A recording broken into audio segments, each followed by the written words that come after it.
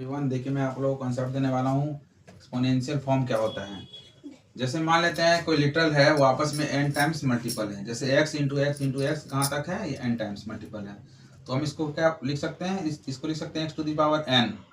x to the power n मतलब x जो है इसकी पावर पर n है, और ये जो फॉर्म है इसी को हम लोग बोलते हैं एक्सपोनेंशियल फॉर्म। अब देखिए इसमें ये जो है x, इसको हम लोग पढ़ते हैं बेस, और इस पे जो पावर है उसको पढ़ते हैं एक्सपोनेंट या इंडेक्स या पावर पढ़ते हैं। अब जैसे मान लीजिए हम x टू दी पावर 1, अब देखिए यहाँ पे बेस कितना है, बेस मेरा x है, और इसमें जो इंडेक्स है यानी उसका पावर यानी एक्सपोनेंट कितना है, 1 है। तो x टू दी पावर 1 क्या हुआ, x ही हुआ। इस तरह से ये फंडामेंटल कॉन्सेप्ट हुआ।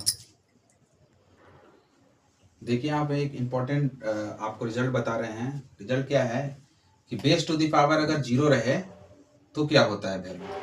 जैसे हम यहाँ पे एग्जांपल लिए हैं, मान लेते हैं मेरा बेस x है और जो इंडेक्स है यानी जो मेरा एक्सपोनेंट है वो मेरा 0 है, तब उसका वैल्यू क्या होगा। तो उसका वैल्यू हमेशा 1 होता है। इसलिए यहाँ पे हम लिखे x to the power 0 equal to 1। उसी तरह से अगर हम लिख देते हैं 1 टू दी पावर 0 क्या होगा, तो भी 1 ही होगा। 5 टू दी पावर 0 होगा तो भी 1 होगा।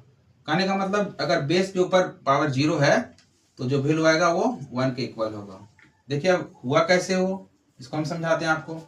हम इसको लिख सकते हैं x लिखा हुआ है, 0 को क्या लिख सकते हैं, 0 को लिख सकते हैं 1 माइनस 1 लिख सकते हैं।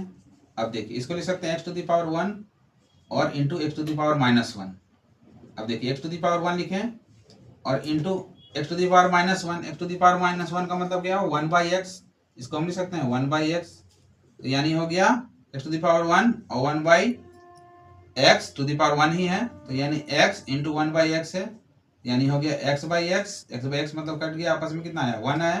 तो यही इस तरह से इसका वैल्यू निकल गया कि x टू दी पावर 0 का वैल्यू हमेशा 1 होता है। इस तरह से प्रूफ हो गया।